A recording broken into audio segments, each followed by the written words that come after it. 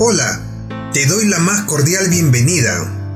Mi nombre es Walter Sono y en este espacio estaremos hablando de sentimientos que esperamos te ayude a crecer internamente. Vamos, acompáñanos en este podcast.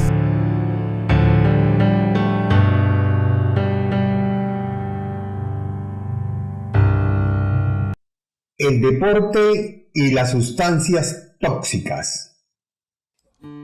Por décadas, el mundo del deporte ha tenido figuras héroes que parecen de otro planeta y que se convierten en referencia de sus respectivas disciplinas. Sin embargo, muchas de las figuras que se han visto en el fútbol, en el béisbol o cualquier otro deporte se han visto involucrados en problemas de adicción, lo que mancha su carrera deportiva de por vida. La reciente historia de Julio César Chávez inhalando cocaína en el Vaticano ha dado que hablar. Sin embargo, existe una larga lista de figuras que, así como el pugilista, fueron víctimas de algún tipo de adicción. Por ejemplo, Diego Armando Maradona en el fútbol. Campeón del mundo en México 1986.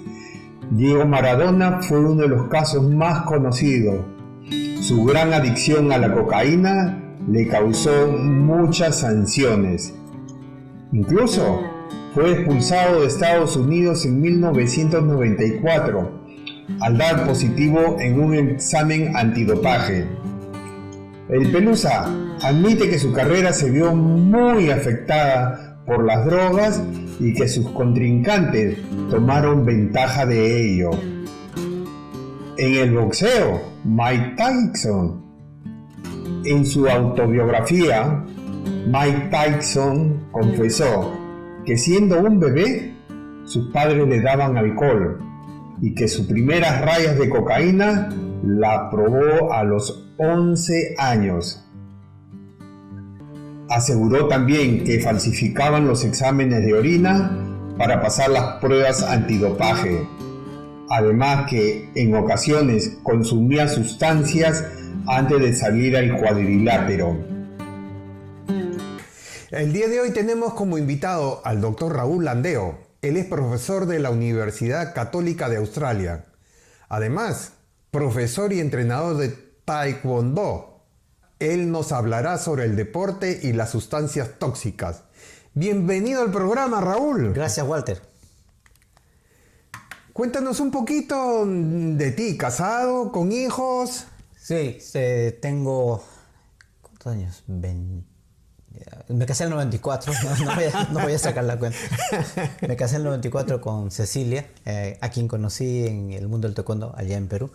Tenemos 2 hijas, Mariana y Cusisa, y bueno, tenemos una vida muy tranquila. Muy bien, qué bueno, qué bueno. Dime, ¿cómo te nació eso de incursionar en el deporte? Bueno, el deporte siempre ha sido parte de, como es parte de la vida de casi todos los chicos que crecen en Perú jugando fulbito en el barrio, claro, saltando, jugando mundo, sapo, qué sé yo. Siempre fui activo en el deporte. En el taekwondo fue más que nada por mi hermano, que él hacía taekwondo mucho antes que yo, y una vez fui a verlo a un campeonato, me gustó lo que vi y fue a través de eso que me interesé en el deporte, empecé el taekwondo y bueno, desde allí, en esa época tenía 19 años y ahí no lo he dejado hasta el día de hoy, ¿no? Ya, yo pensé que eras muy trompeador en el colegio. Sí, más o menos. Más o menos, por ahí va la cosa también. O sea, el hecho de haber tenido, para serte franco, yo empecé a pelear desde antes. No sé si es que esa tradición hay en el Perú el día de hoy o no. Cuando yo crecí tenía un tío que me llevaba a pelear con otros niños. Ok. Entonces no tenía problemas en pelear. Entonces supongo que allí aprendí a pelear, a tener la confianza para pelear. Y viniendo de provincias a Lima, siempre te hacían de serrano y cosas así. Entonces también era cosa de todo lo de pelearse, ¿no? Para establecer tu lugar, ¿no? Para mantener tu nivel. Entonces, sí, la pelea era siempre parte del crecer. Entonces, pienso que tiene un efecto formativo, siempre y cuando no sea una pelea de abuso o de bullying, como se llama. Pero, claro. Pero claro. sí, yo pienso que sí, el acto de pelear es un elemento natural en el animal. Todos los animales lo hacen, el ser humano también. Todas las culturas tienen formas de pelear, sí, ¿no? No es algo foráneo a la conducta humana. Entonces, quizá por eso es que se me hizo fácil entrar en el mundo del taekwondo y también se me hizo fácil defenderme en el colegio, ¿no?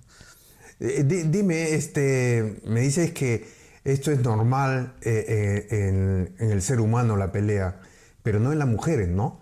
No creas, yo pienso que las mujeres también. Lo que pasa es que el ser humano tiene dos elementos, ¿no? Tiene elementos, su naturaleza, y tiene su artificialeza, que es la parte cultural, la parte social. Ah, entiendo. Entonces, posiblemente en una sociedad como la occidental, la mujer tiene que ser mujer, una niñita correcta, tiene que ser que no juega así, que juega así. Entonces quizá eso se atenúa, pero el instinto de la pelea es fundamental, en el ser humano. Ahí, como te decía, todas las culturas, no conozco a una en las que no tenga una forma de pelear.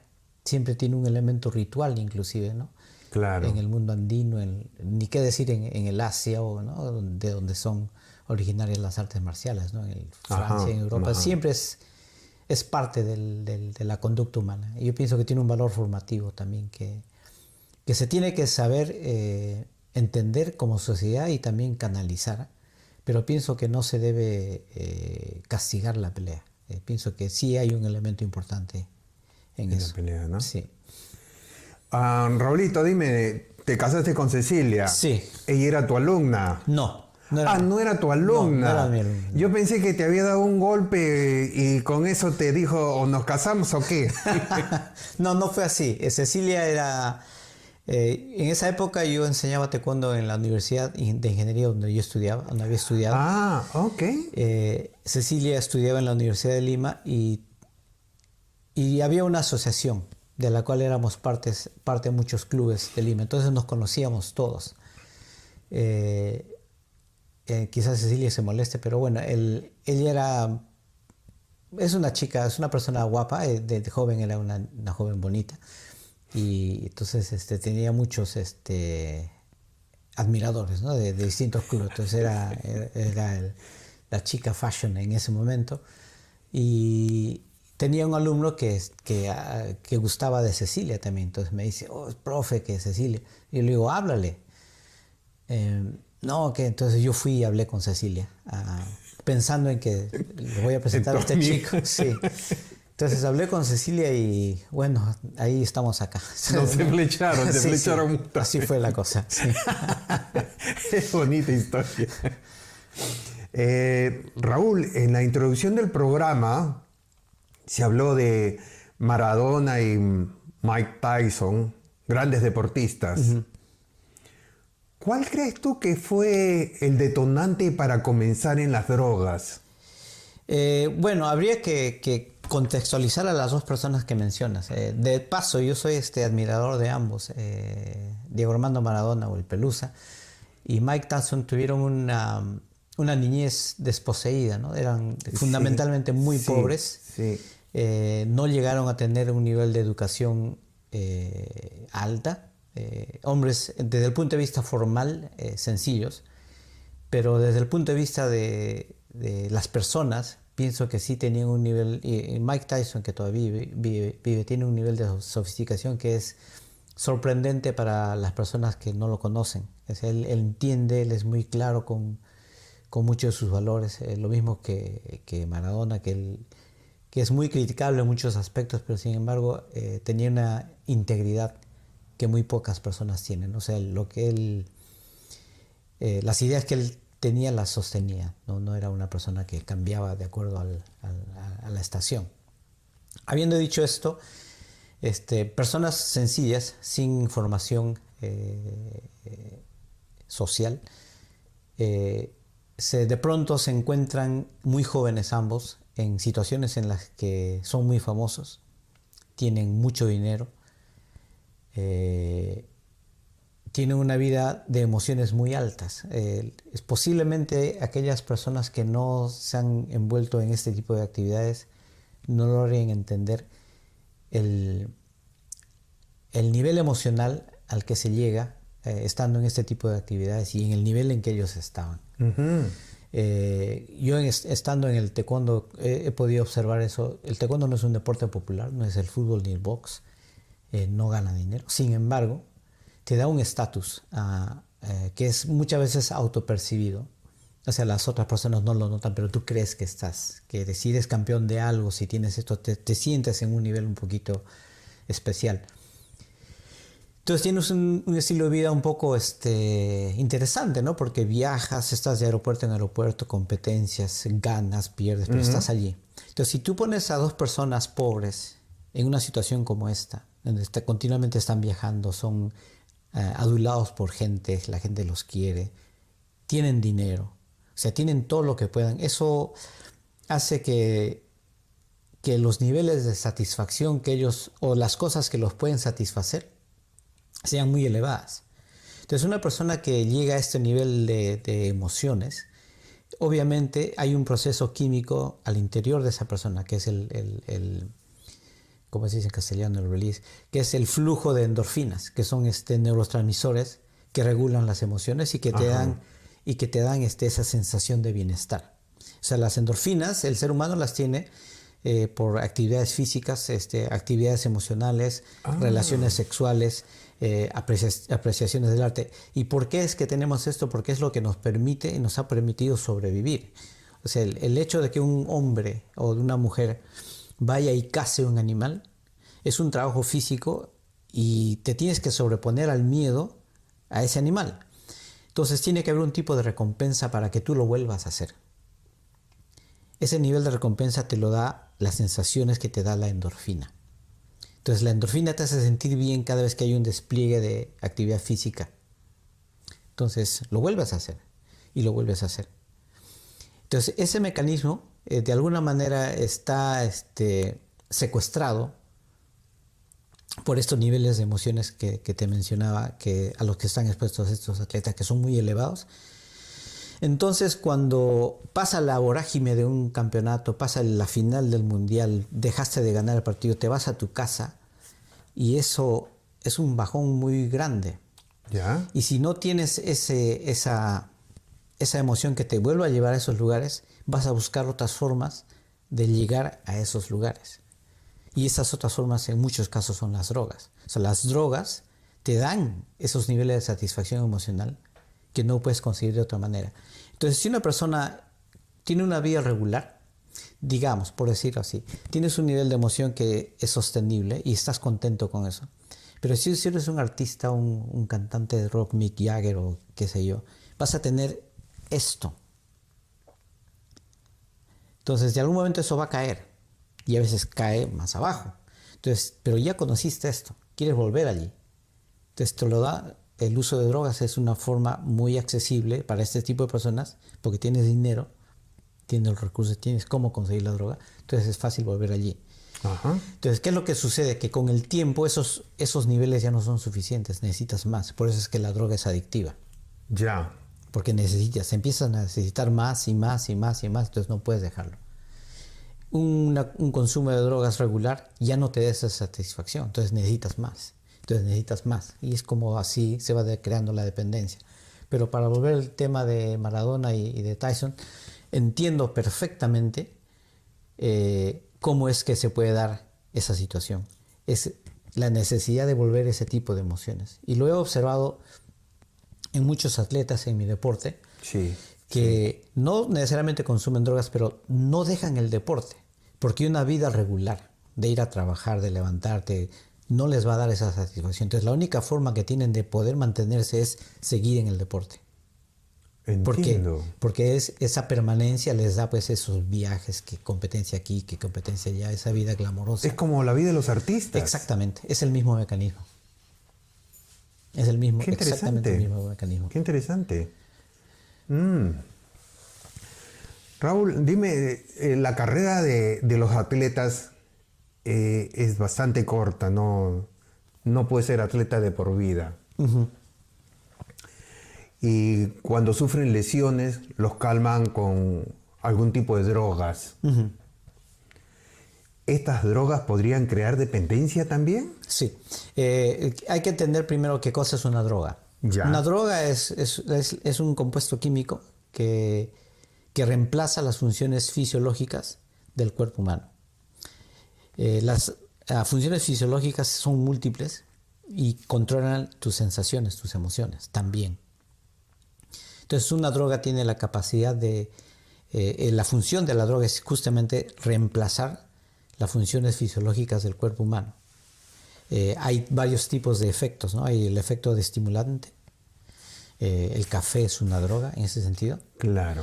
Hay un efecto depresivo. El alcohol es una droga que no diría te deprime, pero sí te calma. Y hay drogas que también que te limitan las sensaciones de dolor, que es lo que me estás Claro. mencionando.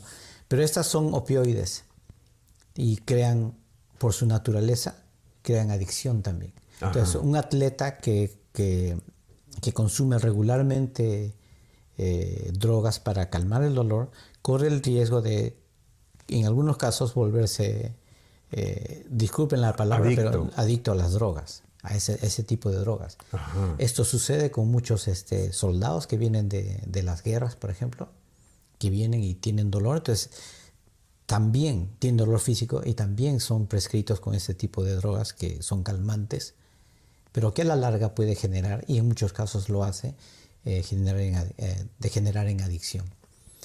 Entonces la vida de un atleta en ese sentido puede ser corta. Un atleta de alto nivel, digamos Lionel Messi, Ronaldo y otros, son productos. El Barcelona invierte millones o invirtió millones. Sí.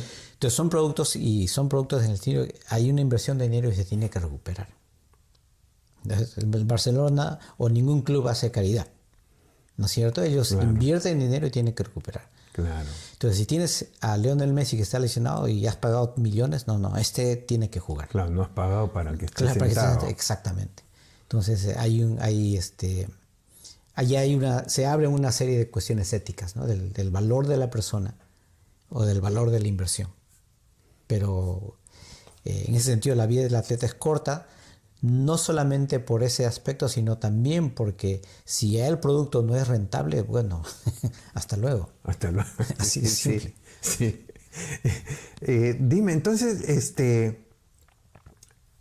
por ejemplo, si un jugador que ha costado millones de dólares se lesiona, lo tienen que curar para que esté ya en actividad, ¿no? Entonces, estas drogas que le ponen no son adictivas. ¿De qué depende que sea adictivo o no sea adictivo? Depende de la reacción de la persona. Hay personas que son más tolerantes que otras, tienen distintos umbrales de resistencia. Por ejemplo, hablamos del café, que es un estimulante. Claro. Yo tomo café antes de dormir. Y no porque lo necesite, sino porque en realidad el café en mi persona no tiene ese efecto de estimulante. Lo tomo porque me gusta, simplemente. Entonces, si yo doy café a una persona antes de dormir, posiblemente no va a dormir. No va a dormir. Exacto. Entonces, hay elementos, en realidad todo se trata de umbrales, ¿no? Una vez que pasa el umbral se puede volver activo y una vez que pasa no. Entonces, depende de la biología de cada individuo, porque no todos somos exactamente iguales tampoco. Ah, ya, claro. Yo tomo café en la noche y ya no duermo ya. Dime, si un atleta consume alguna droga, ¿cuánto tiempo demora esa droga en su cuerpo? Podría ser, depende qué droga, ¿no? Pero, por ejemplo, yo recuerdo, no sé si será verdad tampoco esto que yo recuerdo, ¿no? Que tomábamos licor y manejábamos. Y entonces, para que no nos sientan el alcohol en la sangre, tomábamos leche. No sé si será verdad eso o no. No, yo pienso que no. Depende de la estructura molecular de la droga que se consuma. Hay drogas que son mucho más complejas y son más difíciles por lo tanto de desdoblar y tienen más permanencia en el flujo sanguíneo. Para darte una idea, lo que tú ingieres como alimento puede tomar hasta 36, 72 horas en tu cuerpo. Ya. Entonces no es un proceso súper rápido. Pero como las drogas van directamente al torrente sanguíneo, generalmente, tendrían que tomar menos tiempo que eso, pero siempre dejan vestigios de su presencia en el organismo. Por eso es que los atletas tienen que tener hasta 2 años de estar limpios para que no se les detecte en el control antidopaje, por ejemplo. Ajá. Entonces siempre hay elementos, siempre hay residuos de la presencia de ciertas drogas en el torrente sanguíneo. Entonces no, pero si es desde el punto de vista del consumo, el efecto y la falta de efecto puede variar. Hay drogas que son súper rápidas y te calman el dolor, por ejemplo, la anestesia, ¿no? Cuando vas al dentista, claro, te ponen anestesia, en 2 minutos ya no sientes nada, ¿no? Pero demora unas 4 o 5 horas hasta que vuelvas a tener sensación, claro, en la zona, ¿no? Pero esas son drogas que están específicamente diseñadas para tener un efecto rápido. Pero hay drogas que no necesariamente tienen ese diseño, sino que su diseño es calmar un dolor por días, entonces tienen una duración más larga. Pero desde el punto de vista de si hay vestigios de la presencia de drogas en tu torrente sanguíneo, se puede durar 2 años. ¿Tanto? Sí, sí. O sea, se puede detectar 2 años. Por eso es que los atletas tienen mucho cuidado 2 años antes de algún evento olímpico, por ejemplo. No sea ningún. De estar seguros de que aquello que consumen no contiene ningún vestigio de drogas prohibidas. Wow. O sea que esto de la leche era mentiras. Era rico tomar leche. Te sentías bien, pero... Te sentías bien. Pero yo creo que me acuerdo que tomábamos la leche y nos sentíamos bien. Debe ser emocionalmente. Sí, nada más, claro, ¿no? Sí. Me hace acordar que cuando era niño mi mamá me daba leche antes de dormir, ¿no? O sea, tomaba leche y me dormía bien rico. Mira qué buen efecto. ¿Qué opinas sobre el deporte como prevención del uso de las drogas? Sí. Hay grandes esfuerzos de muchos gobiernos que meten mucha plata en avisos y todas estas cosas, ¿no? Por eso que me llamaba la atención. Por ejemplo, había a las drogas dile no, al deporte dile sí. Uh-huh. ¿Es real esto? Sí, claro que sí. Como hablábamos antes de las endorfinas, que son las neurotransmisores que permiten que te sientas bien, originalmente en el ser humano sin cultura, me refiero sin influencia cultural, uh-huh, era la necesidad de salir a cazar o la necesidad de esfuerzo físico que hacía que te sientas, que podías sobrevivir. O sea, el esfuerzo físico es tu primera herramienta de sobrevivencia como ser humano. La capacidad de cazar, de recolectar, de correr árboles o de huir de un elemento, de un animal que te quiera comer. Sí. El esfuerzo físico es recompensado por este flujo intenso de endorfinas que hacen, que son los neurotransmisores que te dan la sensación de bienestar. Entonces, de ese punto de vista, el ser humano fundamentalmente durante muchos años, millones de años que está en este planeta, se ha adaptado a que el esfuerzo físico sea recompensado por esa sensación, porque se entiende que el esfuerzo físico es lo que permite que sobrevivas.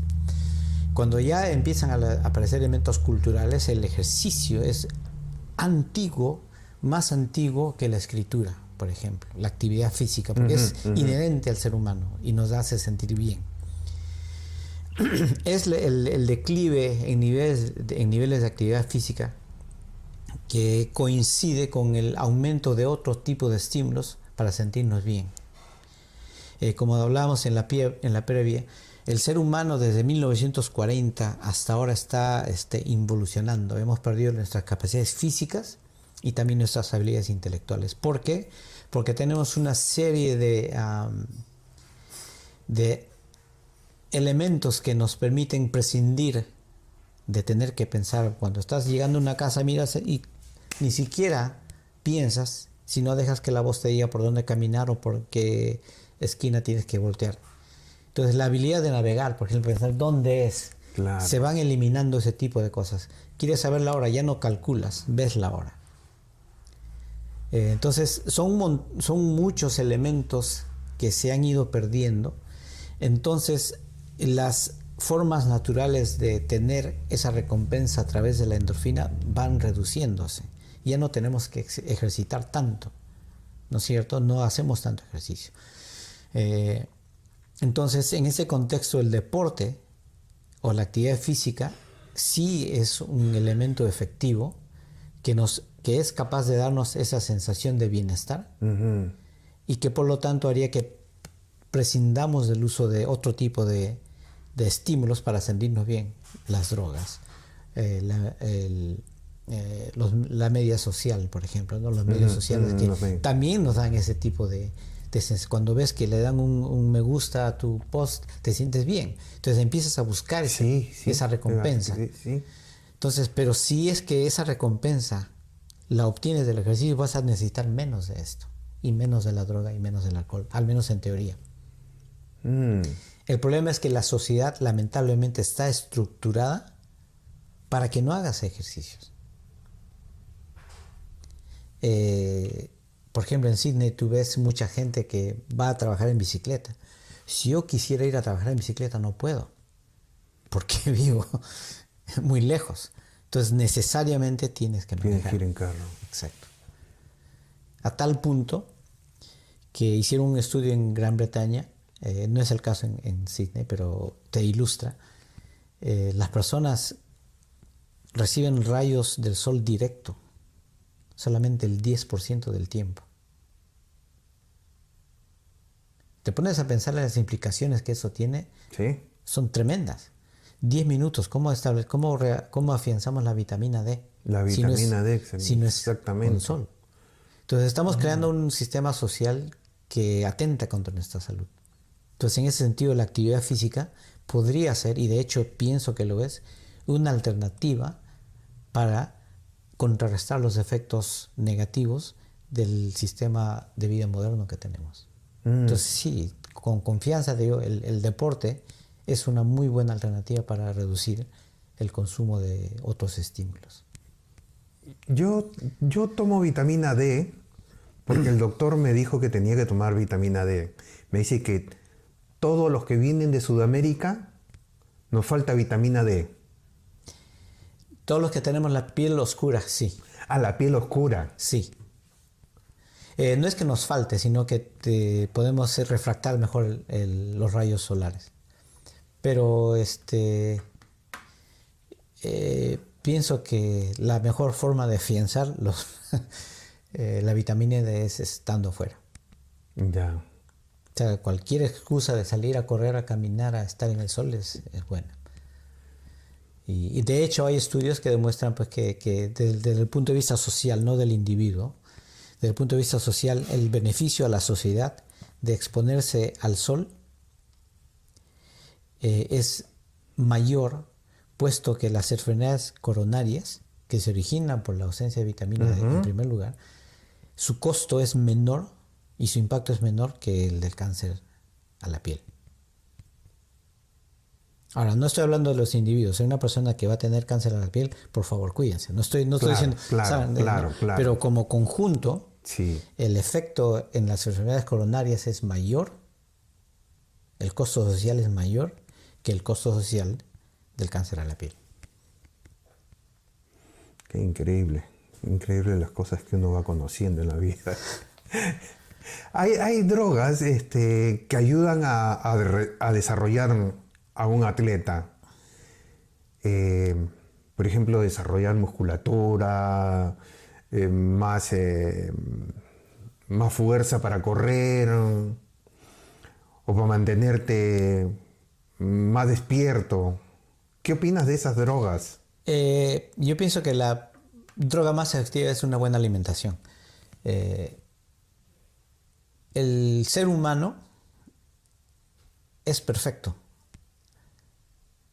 No necesita o no tendría, necesita de esos complementos cuando deja de serlo. Parece una afirmación arrogante, pero no. El ser humano tiene todos los mecanismos de adaptación, tiene todos los mecanismos que permiten contrarrestar cualquier enfermedad, que se llama sistema inmune.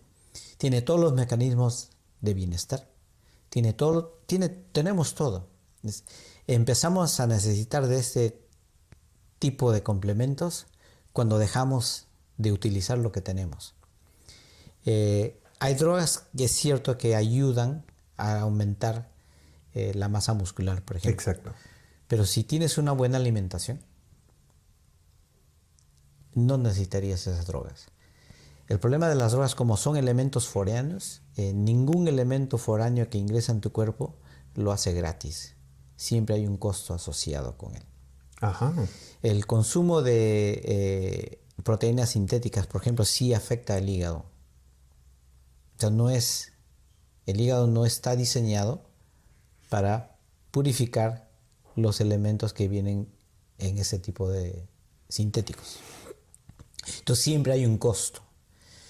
Sí, ayudan, pero como te decía antes también en la previa, el ser humano tiene un sistema que es completamente adaptivo. Podemos adaptarnos y para adaptarnos lo único que necesitamos son dos cosas: la materia prima y los estímulos. Uh-huh.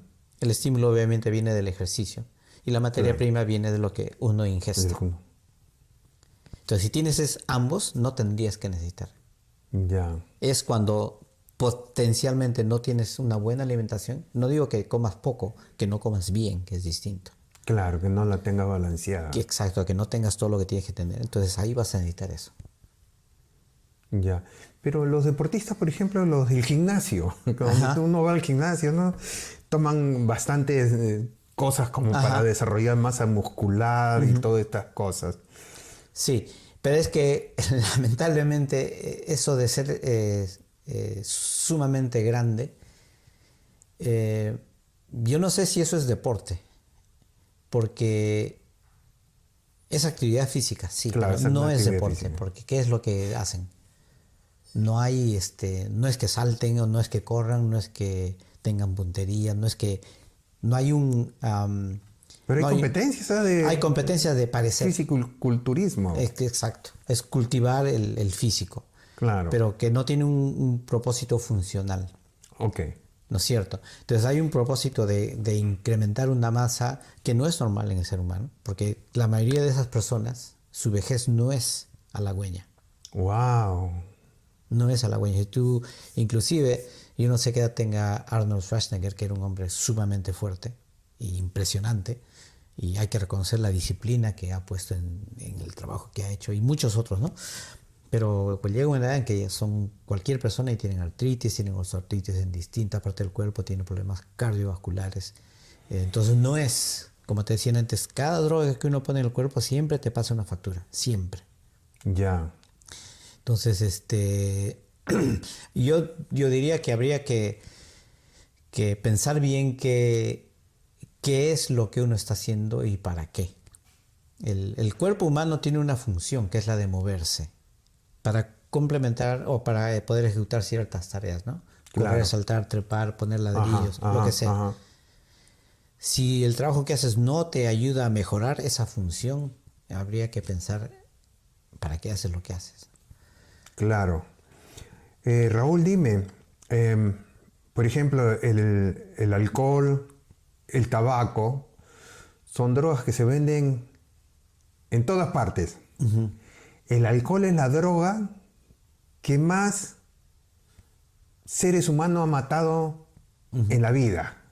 Miles mueren. Sí. Tanto como el que ha consumido el alcohol, como el que tuvo la mala suerte de cruzarse en el camino. El tabaco es una de las drogas más adictivas que existen. ¿Qué opinas acerca de no hay droga mala? ¿Hay mala relación con las drogas? Es cierto, no hay droga mala, pero tampoco hay droga buena. La droga es como dijimos al comienzo, es un conjunto de sustancias que ingestas para reemplazar las funciones de tu cuerpo. En muchas cosas es necesario, en muchas situaciones realmente no se necesita. Por ejemplo, si te van a sacar una muela, bueno, que te la saquen sin anestesia, a ver, ¿no es cierto? Entonces, en ese caso se justifica el consumo de una droga para que te secuestre tu fisiología y te calme y te cancele los pathways o el circuito del dolor. Se justifica.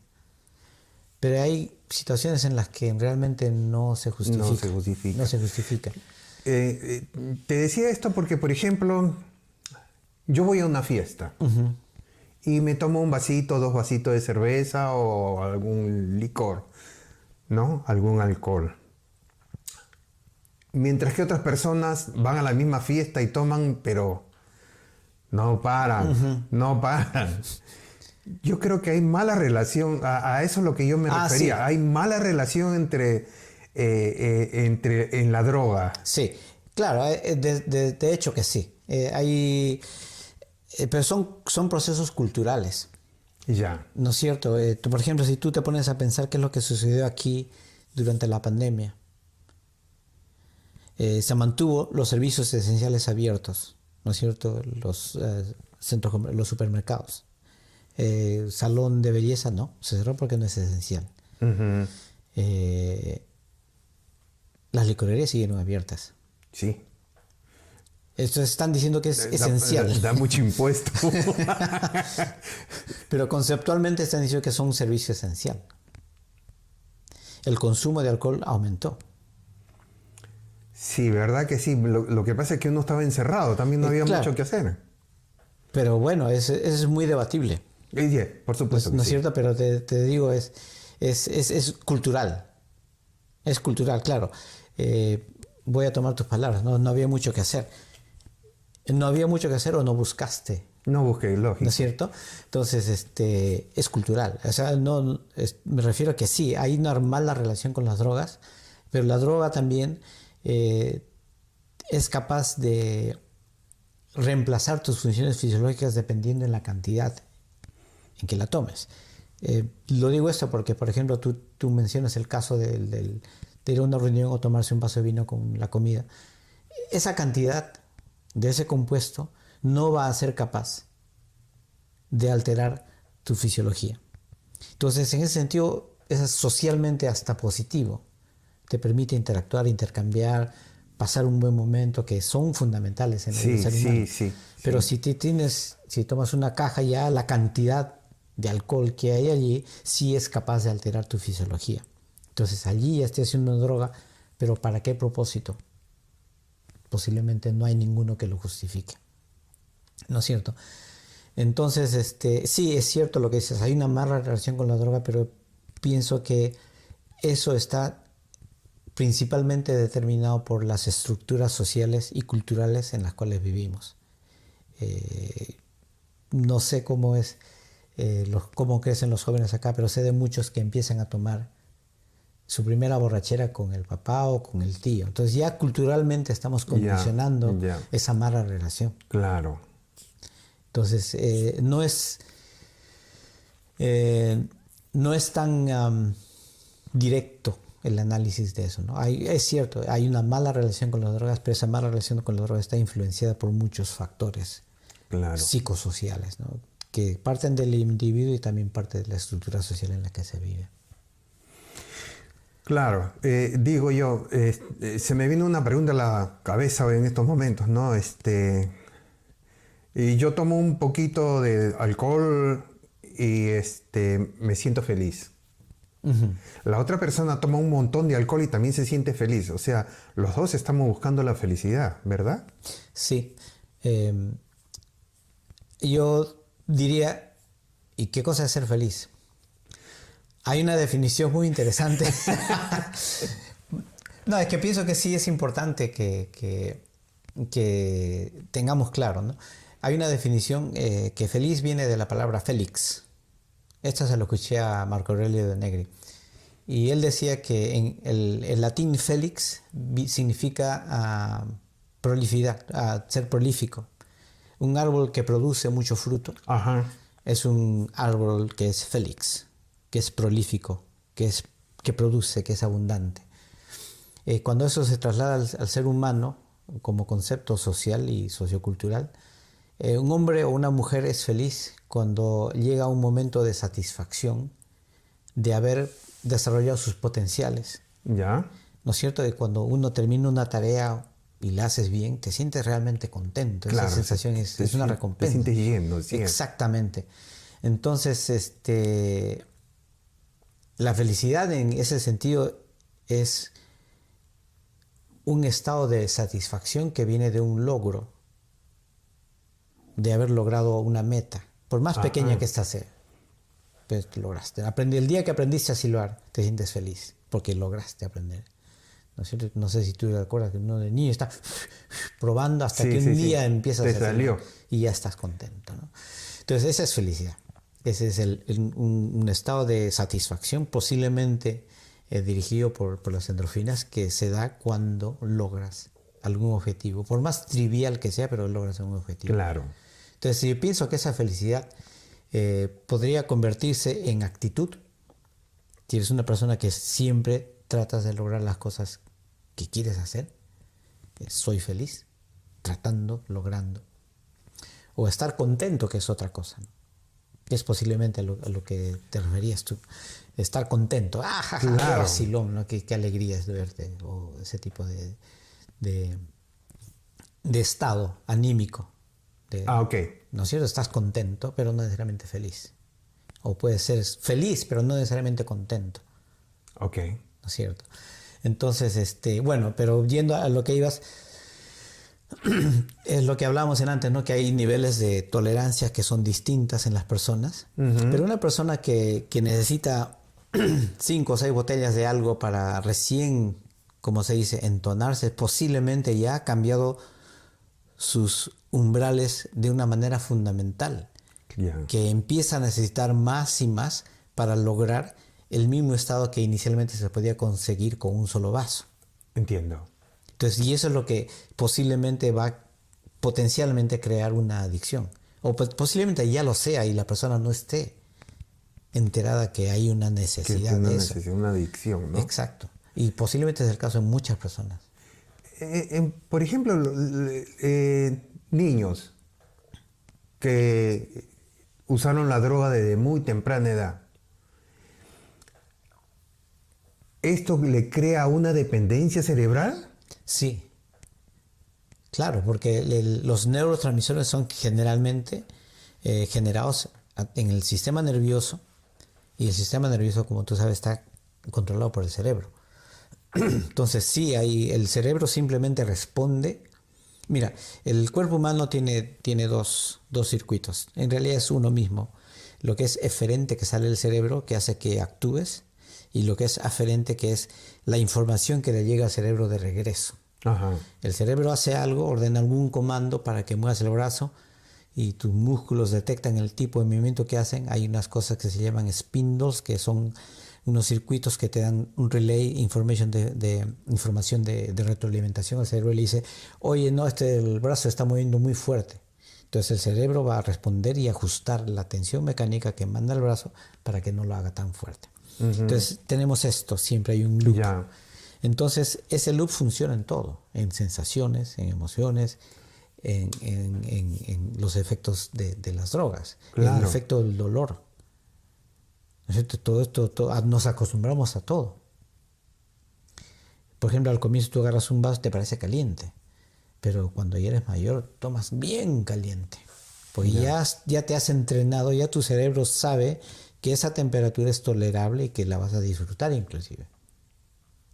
Entonces todos esos umbrales van cambiando, y si un niño consume drogas desde muy temprano, sus umbrales van a cambiar fundamentalmente, y va a hacer que esa persona en el largo plazo necesite mucho de eso para poder lograr estados de bienestar. sin los cuales su vida es una miseria. Y muchos lo sabemos, ¿no? Gente que son alcohólicos o que son drogadictos, necesitan la droga no para estar en un high, sino simplemente para sentirse normal. Porque de lo contrario está en un estado miserable. Bueno, no, es que es cierto. Como decía un amigo, ¿no? A estas personas que usan mucho las drogas o son alcohólicos, hay que verlas con un poquito de compasión. Sí. Porque no lo hacen porque quieren hacer daño. Lo hacen porque lo necesitan ya. Lo que dices es muy importante y pienso que esta anécdota va a ilustrar un poquito también eso. Una vez estuve en Portugal en el 2011. Portugal estaba saliendo de un problema muy grande con los drogadictos. Había muchos drogadictos.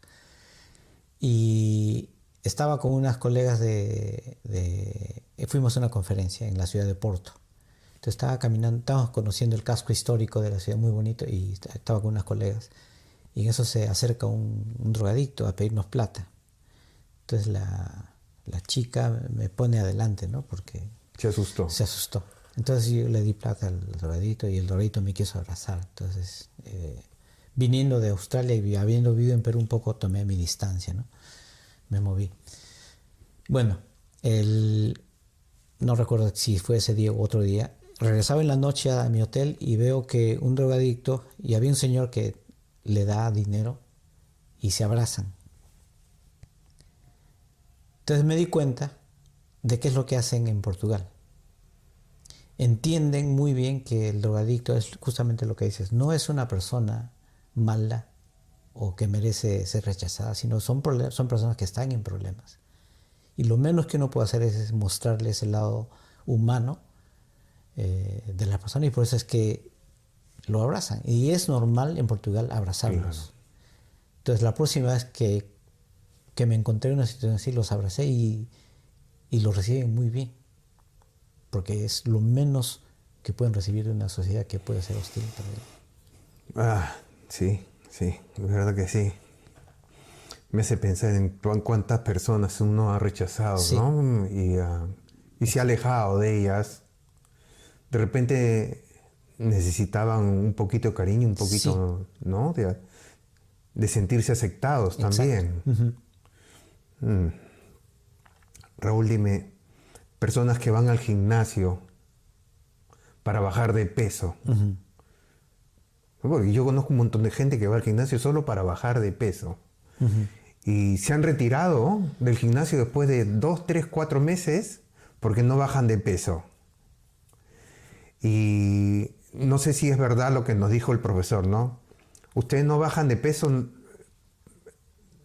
toda la masa de grasa que tenían la han reducido y la han cambiado por masa muscular. Uh-huh. Entonces, por eso que no bajan de peso, pero su cuerpo está más fit. Uh-huh. ¿Es verdad eso? Sí, es verdad y no. Es verdad y no. Sí, es que también hay que aclararlo, ¿no?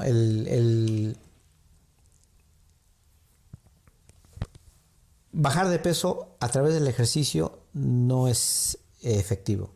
Para bajar de peso, para consumir grasa, lo que uno tiene que dejar de hacer es cambiar lo que come. Así de simple. Mi abuela decía, si quieres bajar de peso, aprende a cerrar la boca. No vas a bajar de peso por correr un poco más.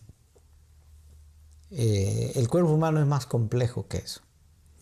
Nosotros tenemos una cosa que se llama metabolismo basal, que más o menos indica la cantidad de energía que necesitamos para mantenernos vivos. Ya. Podemos entender la cantidad de energía que necesitamos para que nuestro cerebro funcione, que es el órgano más caro desde el punto de vista energético que tenemos. Hacer 60 minutos de ejercicio no va a cambiar esa ecuación por mucho. O sea, tú sacas tu cuenta cuántas calorías gastas caminando 1 hora, 6 calorías. Un chocolatito, 300 calorías. Entonces no estás haciendo nada. ¿No es cierto? Si no cambias la ingesta, no vas a cambiar la cantidad de grasa corporal que tienes. El ejercicio no gasta demasiada energía. Gastamos más energía estando vivos y pensando que ejercitándonos. O sea, el ejercicio es fundamental, pero no para eso. El ejercicio es fundamental porque ayuda a mantener la masa muscular. Lo que dice el profesor del gimnasio es cierto. Cambias la grasa por músculo. Acuérdate que, sin embargo, que la grasa es menos pesada que el músculo. Exacto. Entonces puede ser que hasta inclusive pongas peso, porque tu masa muscular aumenta. Ajá. ¿No es cierto? Así reemplaces en volumen esto menos de grasa, pero esto igual de músculo, vas a subir de peso porque el músculo es más pesado. El peso en sí no es una buena medida de salud. Si tú agarras a los jugadores de rugby, ¿cuál es su peso? 120, 130 kilos. Pues son tremendos hombres y súper musculosos. Técnicamente son obesos. Si tú agarras el índice de masa corporal, los pones ahí 1,80 m, peso 130 kilos, ves la tabla, es obeso. No es cierto. Entonces, el peso no es una indicación necesariamente de salud. Es la función, tu capacidad de moverte, lo que indica que también estás o no. Si caminas más ligero, si subes las escaleras con más comodidad, si haces las cosas que haces bien y mejor, estás más saludable. Entonces, bueno, pero aquellas personas que sí quieren bajar de peso, por decirlo así, no van a hacerlo por ejercitarse más, van a hacerlo por dejar de comer lo que no deben comer. Ya. Así de simple.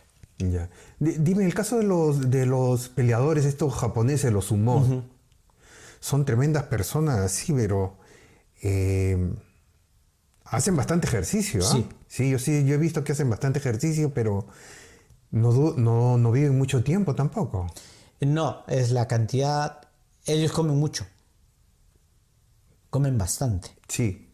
Comen bastante porque es la exigencia del deporte. El deporte exige que estas sean unas personas que tengan mucho balance, que no se puedan mover. Si tú observas su composición corporal, vas a ver que la parte de la cintura para arriba no es grande, es más bien grasosa. Pero si tú le miras las piernas, son unas piernas súper fuertes y tremendas. Eso tiene una explicación biomecánica, ¿no? Su centro de masa es más bajo. Tienen la posición ancha, entonces si el centro de masa es más bajo, es más estable. Ok. Entonces si sus masas son musculosas, casi no hay grasa. Las piernas, perdón. Entonces tienen un centro de masa más bajo, arriba no ejercitan tanto porque no es necesario tener peso arriba, sino abajo. Y se alimentan bastante porque tienen que tener bastante peso corporal. Sí. Ok. Raulito, el tiempo se nos fue. Para terminar, nos gustaría que nos dejes un consejo para todos aquellos que quieran seguir un deporte y también para los padres de familia para que alejen a sus hijos de las garras de las drogas. ¿Cómo motivar a mi hijo o cómo motivarme para hacer deporte? Una cosa, sí. El ejemplo es muy importante, ¿no? Si yo no hago deporte, no podría exigir a mi hijo tampoco que haga deporte. Sí. El deporte es bueno no solamente porque te aleja de las drogas, sino también porque mejora tu calidad de vida en el largo plazo. La mayoría de las enfermedades de las cuales padecemos el día de hoy son enfermedades ocasionadas por el estilo de vida que tenemos. El estilo de vida no significa y no solamente se limita a lo que hacemos o dejamos de hacer, sino a lo que ingestamos. Tenemos que vernos a nosotros como somos, seres humanos, animales de este planeta, que están fundamentalmente, no quiero decir diseñados, pero tenemos nuestra estructura corporal fundamentalmente para la actividad física. Somos los animales que tienen mayor masa muscular relativa a nuestro tamaño. Ningún animal tiene tanto músculo como el ser humano. ¿Por qué? Simple, porque los necesitamos. Tenemos que usarlos, tenemos que caminar, tenemos que estar afuera de la casa la mayor cantidad del tiempo posible. El deporte es eso mismo, pero estructurado. A veces hace que sea más asequible, invita más a los jóvenes por los amigos, por la interacción social. Pero si es que eso no es posible, físicamente activo es la palabra. Lograr bienestar, lograr sentirse bien a través de la actividad física, a través de una alimentación sana, balanceada, regulada, que no sea solamente por placer, sino que también nos conduzca a tener mejor salud y mejor salud física. Personas que se sienten bien, que tienen niveles de satisfacción altos, son personas generalmente felices y que tienen una vida larga y feliz también. Mil gracias, Raúl, por tu tiempo. Gracias, Walter. Y tu compartir, tus enseñanzas van a ser muy buenas. Gracias, Walter. Y con ustedes recuerden sacar sus propias conclusiones. Ojo, el deporte es bueno, pero también en el exceso de ello te podría perjudicar. Nos vemos en el siguiente capítulo de Sentimientos. Recuerden marcar el pulgar arriba, suscribirse al canal y dejar sus comentarios sobre el tema. Chao y bendiciones. Hasta luego. Compadre, Gracias. muchas gracias. ¿De qué?